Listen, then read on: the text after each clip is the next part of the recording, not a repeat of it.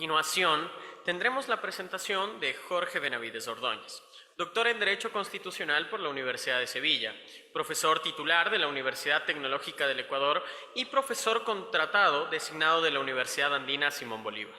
Actualmente es decano de la Escuela de Gobierno y Administración Pública del IAN. Fue presidente del directorio EMCO, subsecretario jurídico de la Presidencia de la República del Ecuador y viceministro del Ministerio de Trabajo. El tema que expondrá es la facultad de disolución de la Asamblea como expresión del presidencialismo reforzado de la Constitución del 2008. Bienvenido, doctor.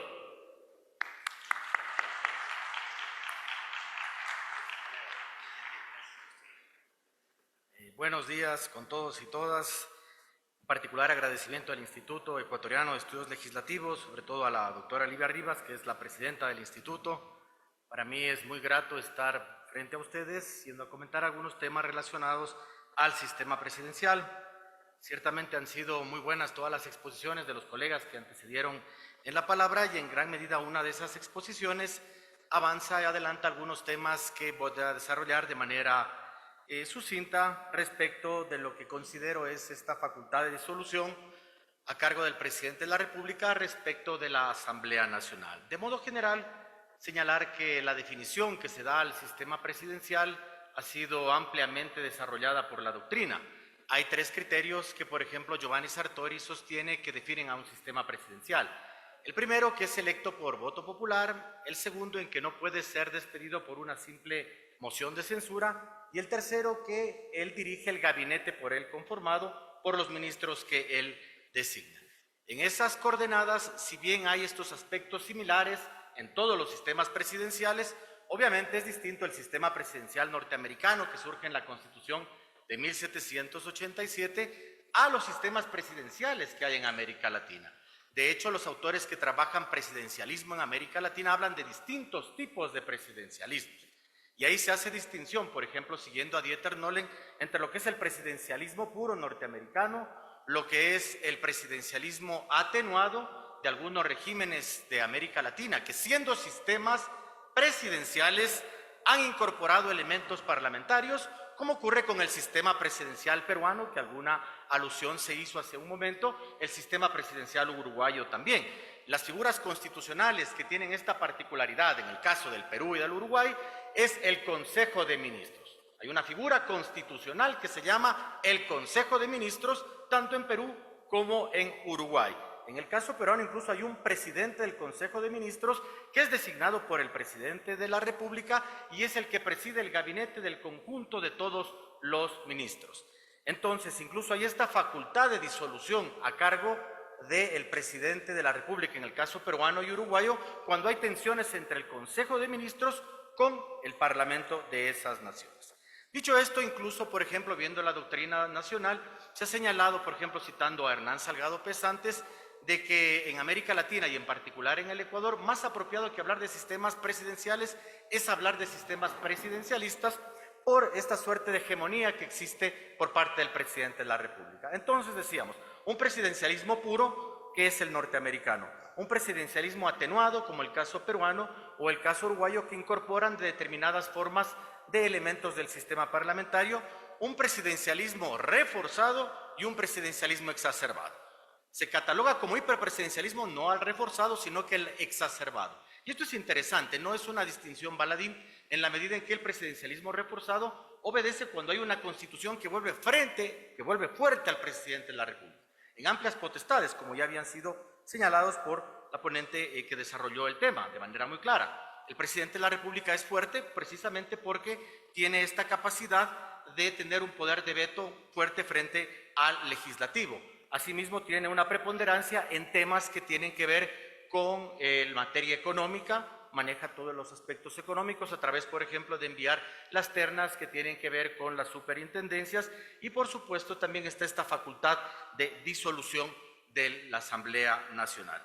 En estas coordenadas, entonces, diríamos, en resumen, que existe un presidencialismo puro, un presidencialismo atenuado, un presidencialismo exacerbado y un presidencialismo reforzado o hiperpresidencialismo, el exacerbado o hiperpresidencialismo. Entonces, ¿cuál sería la distinción entre un presidencialismo exacerbado y un presidencialismo reforzado?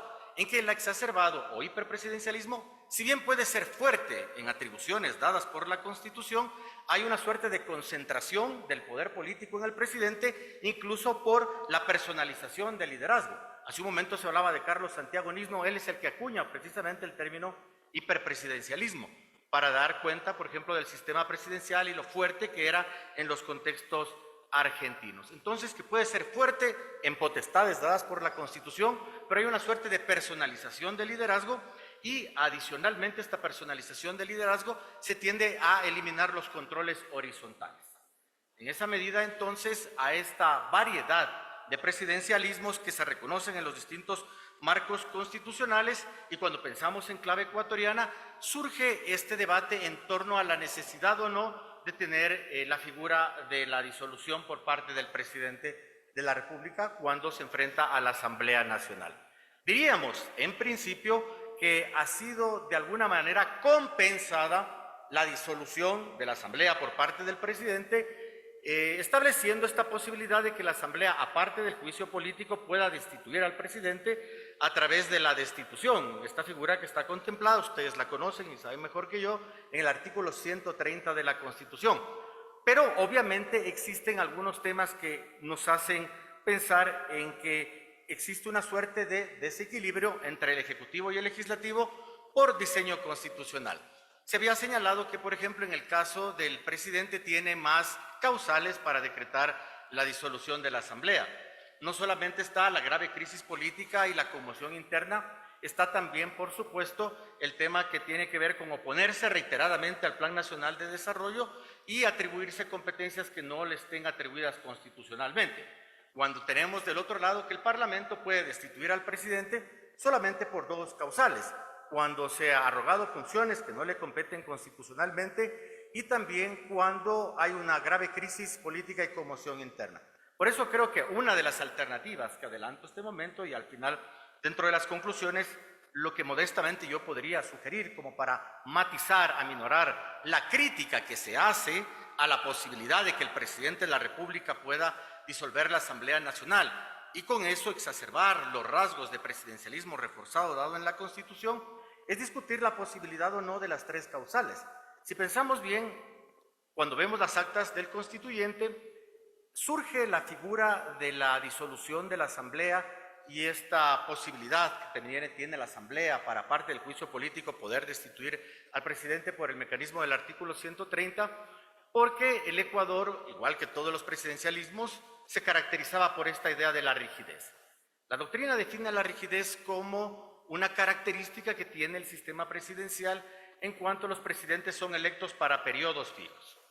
Y si un presidente que está haciendo malas cosas no renuncia, no fallece en el ejercicio del cargo, la posibilidad de desalojar a ese presidente de la República solamente es por juicio político. Pero las causales de juicio político son complejas. Si ustedes ven la Constitución, tienen que ver con delitos. Delitos contra la seguridad del Estado, delitos relacionados a crímenes de lesa humanidad y delitos que tienen que ver contra la administración pública. Tiene que haber, ¿no es cierto?, una iniciativa de un tercio de los miembros de la Asamblea, tiene que reunir el voto de mayorías calificadas. Pero ¿qué ocurre cuando se quiere plantear un juicio político, pero lamentablemente no prosperan las condiciones dentro de las discusiones parlamentarias como para tener la mayoría calificada que señala el texto constitucional? Hay protestas en las calles, y muchas de las veces se toman decisiones por fuera del marco constitucional.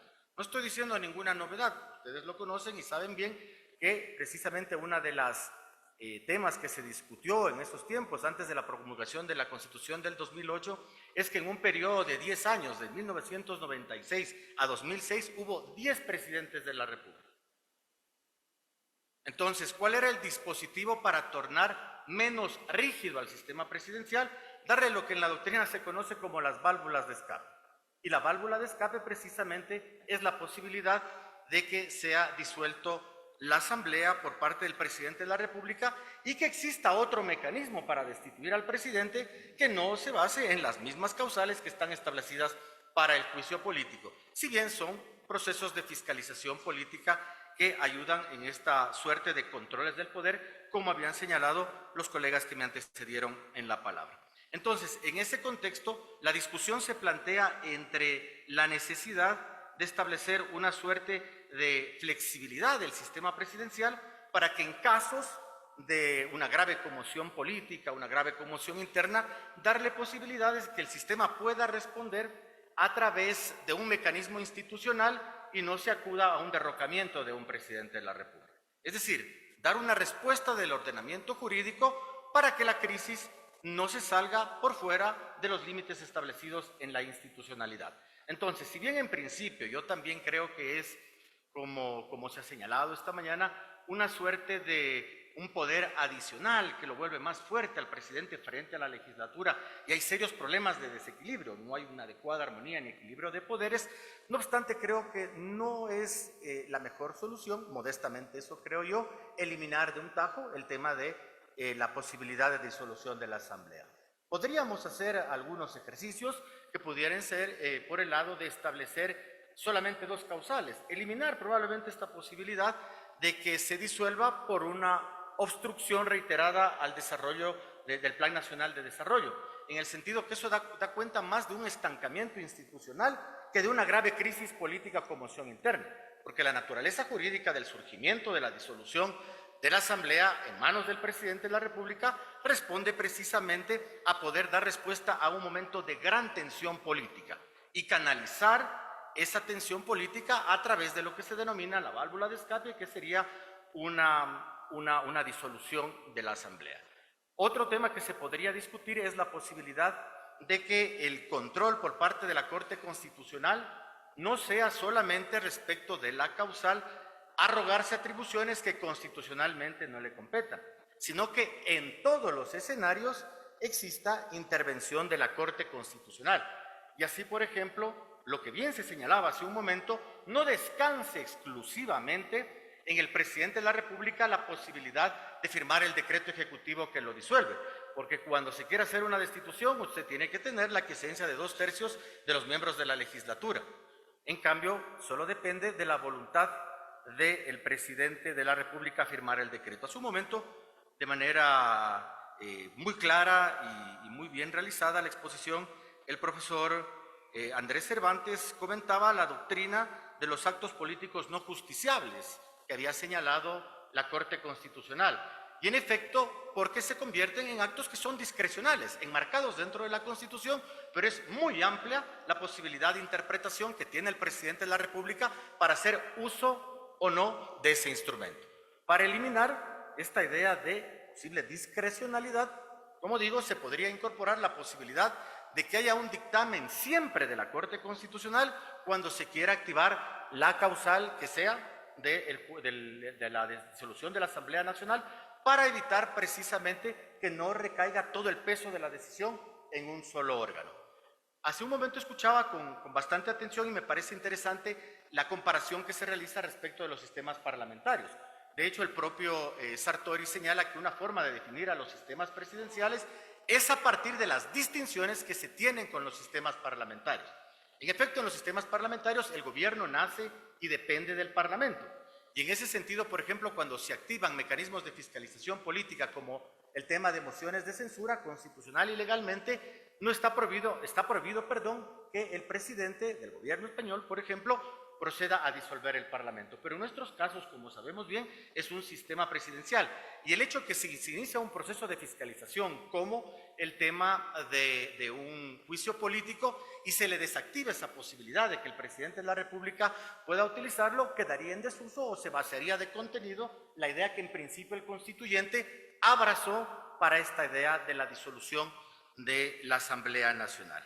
En resumen, lo que quiero decir entonces es que si bien la posibilidad de que el presidente pueda disolver el Parlamento aparece incluso por parte de los especialistas como una suerte de anomalía, porque hay lo que llaman la legitimidad democrática dual. Tanto el presidente como los asambleístas son electos por voto popular. Ninguno de los dos poderes puede reclamar mayor ascendiente democrático respecto del otro, porque ambos son electos por votación popular. Por eso el único que los podría sacar de su cargo es por medio, por ejemplo, de revocatorias de mandato, que eso está contemplado en la Constitución. Y dicho sea de paso, de los mecanismos de democracia directa, el que se ha utilizado con particular interés ha sido sobre todo la revocatoria de mandatos para autoridades seccionales, desde que está vigente el texto constitucional de 2008. Entonces, lo que trato de señalar es que si bien se trata de un presidencialismo, yo creo que reforzado, el que tiene el Ecuador, porque es fuerte en potestades constitucionales, pero que depende ya de características, no lo digo yo, dice la doctrina de los que tratan estos temas, como la personalización del liderazgo, la eliminación de controles horizontales, que lo vuelven más fuerte, pero por cuestiones subjetivas a los mandatarios para tratarlos después en una suerte de presidencialismos exacerbados o hiperpresidencialismos. ¿Qué se puede hacer? ¿Qué se puede hacer? Como digo, se podría discutir las causales que existen para disolver la Asamblea Nacional. De entrada, la oposición reiterada al Plan Nacional de Desarrollo creo que no debería ser una causal que debiese existir, porque esa, como ya había señalado, da cuenta más bien de un estancamiento. Finalmente, el presidente de la República es jefe de Estado, jefe de gobierno, comanda la administración pública, presenta un plan nacional de desarrollo, tiene potestad para mandar iniciativas legislativas. Si comparamos el presidencialismo ecuatoriano con el norteamericano, por ejemplo, el presidente de la República Norteamérica, él no tiene iniciativa legislativa y él no tiene veto parcial, él solo tiene veto total. Entonces, hay una serie de potestades que lo vuelven más fuerte dentro de la Constitución a cualquier sistema presidencial latinoamericano cuando lo comparamos con el sistema puro o norteamericano. Entonces, ¿cómo podemos atenuar, morigerar, matizar aquellas críticas que en principio yo también adhiero, porque es una suerte de reforzamiento de la función ejecutiva en detrimento de la función legislativa y que atenta incluso a esta idea del adecuado equilibrio de poderes? Pero es un mecanismo que está constitucionalmente establecido e históricamente de manera inédita se lo utilizó amparado en la Constitución y la ley. Otra cosa es discutir si es adecuada o no la existencia del diseño.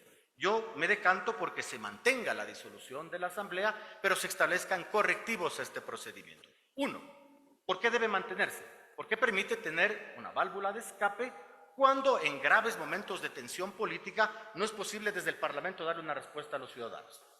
Y usted tiene que sacar al presidente o a la presidenta que no esté así viendo bien las cosas, y si no es el mecanismo del juicio político el que puede procesar, puede ser la destitución del presidente a través de las causales que estén establecidas.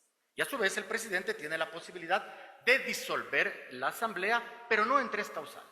No debería ser entonces la obstrucción al Plan Nacional de Desarrollo, sino que solamente cuando hay atribuciones que se ha arrogado la Asamblea Nacional y no le competen constitucionalmente, hay media como ustedes mejor que yo conocen, el dictamen de la Corte Constitucional y también, por supuesto, el tema de la grave crisis política y conmoción interna, que es la naturaleza a la que responde la disolución de la Asamblea. Si vemos las actas del constituyente, esa es. ¿Cómo se le da a un sistema rígido que si no puede procesar institucionalmente la Asamblea, el Parlamento, el Congreso, una salida democrática dentro del cauce constitucional? Démosle otra alternativa para poder resolver este problema. Como decíamos, entonces, discutir las causales, número 2, y el punto número 3 sería la introducción de, ya voy concluyendo, justo colega, y el número 3 sería la inclusión del dictamen de la Corte Constitucional en todos los escenarios. Precisamente para que no descanse exclusivamente esa facultad que se vuelve discrecional, como ya se había dicho, incluso la Corte Constitucional cuando se demandó el decreto de disolución de la Asamblea Nacional, señalaba que se trataban de actos políticos no justiciables, que en su momento la doctrina norteamericana tempranamente ya desarrollaba estos criterios, entonces hacer que intervenga también la Corte Constitucional. Y bueno, y a eso a la Corte Constitucional tampoco le puede poner reparos, porque el propio constituyente determina que la Corte Constitucional, además, algo que ustedes mejor que yo conocen, de ser el órgano de máximo interpretación, control constitucional, órgano de cierre del sistema y todas estas cosas bonitas que se dicen en el texto constitucional, es árbitro político también. Habría que discutir si es adecuado o no la existencia de un dictamen de admisibilidad de la Corte para proceder al juicio político. Particularmente a mí no me parece. Eso es una facultad que le corresponde a la legislatura y la legislatura haciendo uso de un instrumento de fiscalización política puede llevar a cabo un proceso político de fiscalización. Entiendo también el porqué de esta introducción de la Corte Constitucional para que se respete el debido proceso o no, pero ya han dado cuenta los expositores, sobre todo el profesor Cervantes, en cada uno de estos pronunciamientos que la Corte Constitucional ha señalado que se debe respetar el debido proceso, pero se establece una naturaleza jurídica distinta respecto de los procesos jurisdiccionales. En fin, entonces es necesario discutir todo este tipo de temas en aras a mejorar el diseño institucional. Los diseños institucionales no son perfectos, son perfectibles, y en esa medida entonces corresponde a todos los órganos políticos, órganos jurisdiccionales, cometer modificaciones de cara a poder fortalecer el sistema institucional en su conjunto. Otro temita que tiene ahí la Corte también como árbitro político es incluso comprobar el abandono del cargo cuando el presidente de la República ha salido. Entonces, tiene funciones dadas por el constituyente de árbitro del proceso político. Gracias por su paciencia y muchas gracias nuevamente, doctora Rivas, por la invitación.